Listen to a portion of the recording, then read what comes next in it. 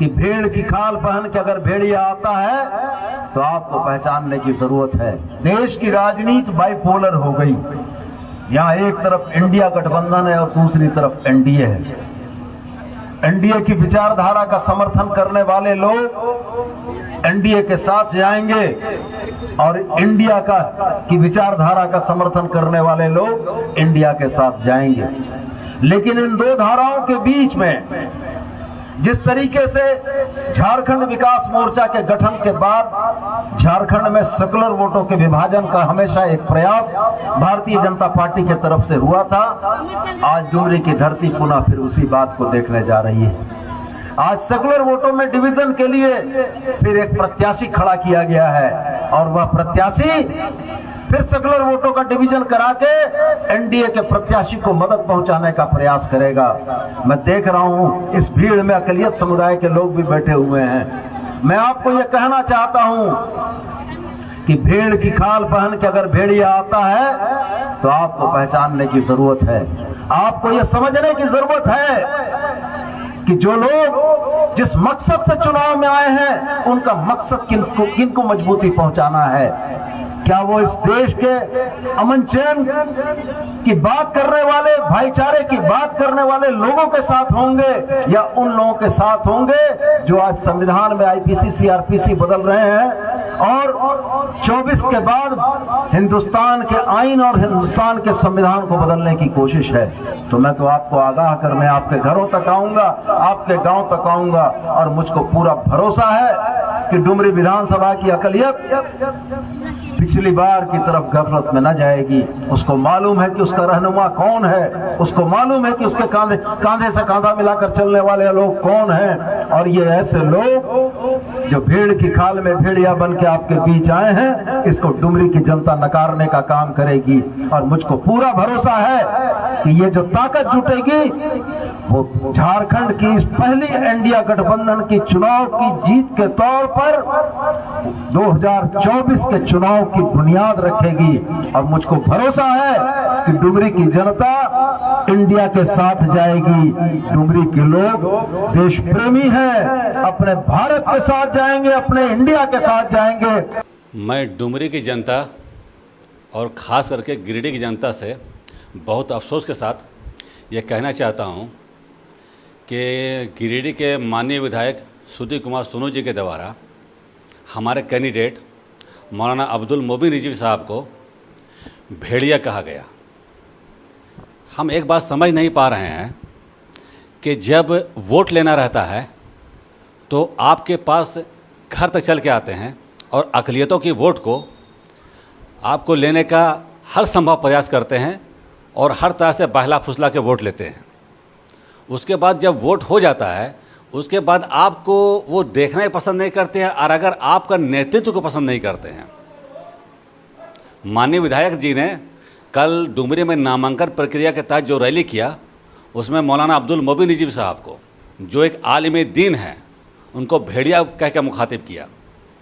तो मौलाना मोबिन रिजवी साहब के बारे में बता दूं, वो 3 मदरसा चलाते हैं, यतीम बच्चों को पढ़ाते हैं और 4 बार से इलेक्शन लड़ रहे हैं। जब स्वर्गीय जगन्नाथ महतो थे उस समय भी मोबिन रिजवी चुनाव लड़े और लगभग वहाँ की जनता ने 25,000 वोट देने का काम किया।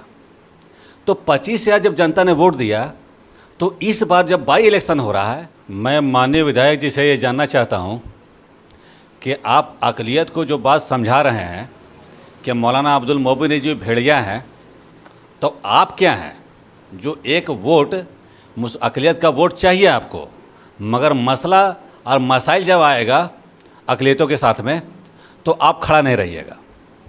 तो कुछ अपने बारे में भी कहा कीजिए। जब हमने रामगढ़ में चुनाव हुआ तो रामगढ़ में हम लोगों ने कैंडिडेट देने का काम नहीं किया, वहाँ आप क्यों हार गए? आपका काम कैसा था जो वहाँ रामगढ़ की जनता ने आपको नकार दिया? मधुपुर में हम लोगों ने हाजी हुसैन अंसारी साहब के जब उनके में चुनाव हो रहा था तो हम लोग वहाँ भी कैंडिडेट नहीं दिए। आप हर बात भूल जाते हैं आप लोग, मगर जहाँ से लोग 25,000 वोट दिए, अब मौलाना अब्दुल मोबिन रिजवी साहब चुनाव 4 बार से लड़े हैं, अब उनको आप क्या कहते हैं? भेड़ के शक्ल में भेड़िया है। मतलब ये हम लोग को समझ जाना चाहिए कि आपको वोट तो चाहिए मगर लीडरशिप नहीं चाहिए। जहाँ लीडरशिप की बात होगी वहाँ बी टीम बोल दिया जाएगा, वहाँ क्या किया जाएगा कि आपको भेड़िया बोल दिया जाएगा, कल और कुछ से मुखातिब कीजिएगा आप। तो ऐसा कीजिए कि आपका अभी सरकार है तो एक विधानसभा में एक विधेयक पारित कीजिए। विधेयक पारित ये कीजिए कि इंडिया अलायंस में जो रहेगा और इंडिया अलायंस में जो रहेगा सिर्फ वही चुनाव लड़ेगी, और दूसरा जो चुनाव लड़ेगा उसको भेड़िया बोला जाएगा, उसको देश का गद्दार बोला जाएगा, जो आपका दिल करेगा वो किया जाएगा। मतलब कि और सब लोग मूक दर्शक बना रहे, ऐसा नहीं चलेगा। अभी जिस हिसाब से हम लोग संगठन के काम कर रहे हैं, इंशाअल्लाह ताला झारखंड की जनता को हम लोग घर घर जाने का कोशिश करेंगे और सबको जो सरकार की नाकामी है उसको खोलने का काम करेंगे। अक़लियतों की बात आप करते हैं, एक बात मैं और याद आ गया, एक बताइए आप कि अक़लियतों की बात करते हैं। जब मरहूम साहिल और मुद्दसिर को रांची में शहीद किया गया उस समय आपकी सरकार कहाँ थी? उस समय तो हमारी ही पार्टी ने मिलने का कोशिश किया वहाँ पर और मदद किया, आर्थिक मदद किया वहाँ पर। यही मोबिन रिजवी साहब थे। कहने का मतलब हमारा यह है उर्दू के साथ सौतेला व्यवहार किया जा रहा है, तब आप क्यों नहीं बोलते हैं? अक़लियतों ने आपको 100% वोट किया, खासकर गिरिडीह की जनता ने, मगर इस तरह से आपने जो भेड़िया शब्द का इस्तेमाल किया, इससे अक़लियतों को बहुत ठेस पहुंचा है कि एक आपने आलमे दीन को आपने भेड़िया कहा। इसका जवाब डुमरी की जनता 5 तारीख को मोबिन साहब को वोट देने का काम करेगी और इंशाअल्लाह ताला हमारा पहला एमएलए डुमरी से बनेगा। जब रांची का मामला हुआ, सरकार आपकी थी और आपकी सरकार को कोई वोट करे ना करे, मगर अक़लियतों ने 100% वोट किया था और रघुवर सरकार को उखाड़ के फेंका था। मगर जब मामला हुआ मरहूम साहिल और मुद्दसिर का, तो ओवैसी साहब मांडर जब विधानसभा में आए तो खास करके उन दोनों को परिवार से मुलाकात किए और आर्थिक सहायता की। आपकी सरकार थी, एक मंत्री भी वहाँ नहीं गया, और जब मंत्री से पूछा जाता है तो कहते प्रोटोकॉल है। अरे प्रोटोकॉल आपका यहाँ है और बरही के यहाँ जब रुपेश के जाना पड़ता है तो कोई प्रोटोकॉल काम नहीं करता आपका।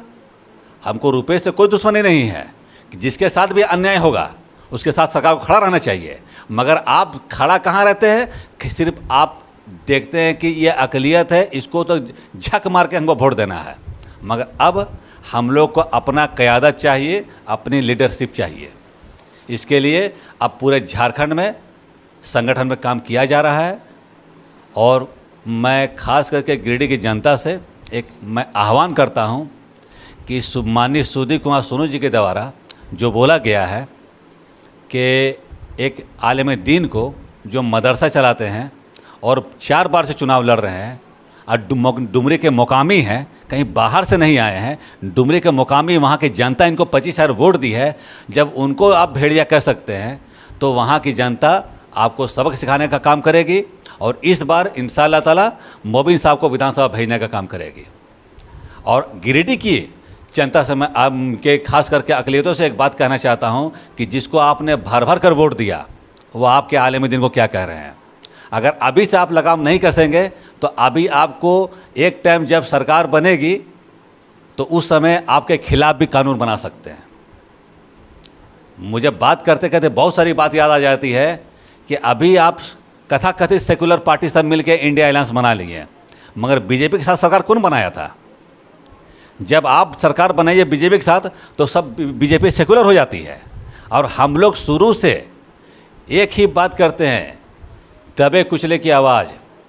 ओवैसी साहब, बैरिस्टर साहब संविधान की बात करते हैं, जो जिसके साथ भी अन्याय हो रहा है उसके साथ खड़े रहते हैं।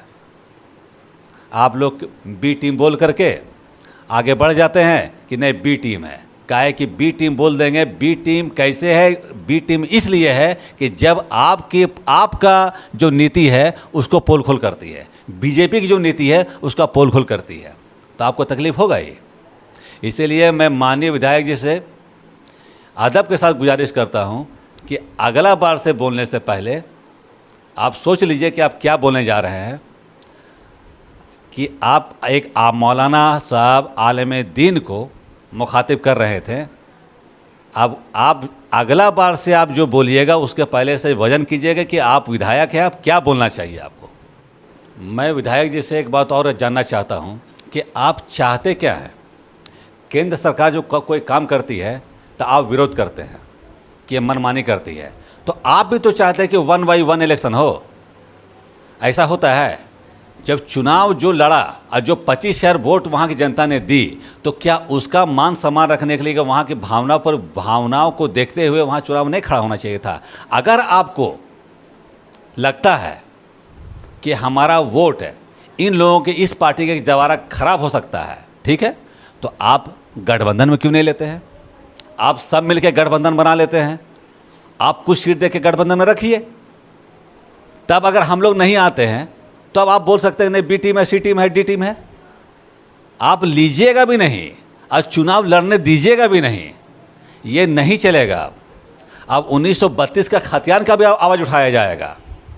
अब आपका एक एक बात का विरोध किया जाएगा। कल की रैली में माननीय मुख्यमंत्री के द्वारा भी झूठ बोला गया कि 19 से पहले मॉब लिंचिंग होता था, अभी मॉब लिंचिंग बंद हो गया।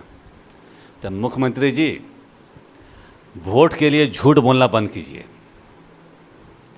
मुदस्सिर और साहिल, आज चाहों के वाजिद अंसारी, मांडर के शहबाज अंसारी, बरही के अशफाक अंसारी और खूंटी के 82 वर्षीय निजामुद्दीन अंसारी को किसके शासनकाल में मॉब लिंचिंग किया गया? आप अगर अल्पसंख्यक अक़लियतों के भलाई के लिए कुछ करना चाहते हैं तो पहले आप मॉब लिंचिंग के खिलाफ कानून बनाते कि अगर मॉब लिंचिंग करेंगे तो इस तरह का सज़ा मिलेगा। तो सिर्फ ज़बानी जमा खर्च करने से कुछ नहीं होगा, संगठन में भी काम हो रहा है। उसके बाद इंशाअल्लाह ताला 2024 में हम लोग पूरी ताकत झोंक देंगे। उसके बाद अगर जिस तरह से मधुपुर में मरहूम हाजी हुसैन साहब को श्रद्धांजलि देते हुए हम लोग चुनाव नहीं लड़ा था, रामगढ़ में चुनाव नहीं लड़ा था, इस बार वैसा कुछ नहीं होगा। जहाँ जहाँ हमारे संगठन मजबूत रहेगी, लोग चुनाव चाहेंगे कि मेरा पार्टी चुनाव लड़े, हम लोग चुनाव लड़े में मजबूती के साथ लड़ेंगे इंशाअल्लाह ताला।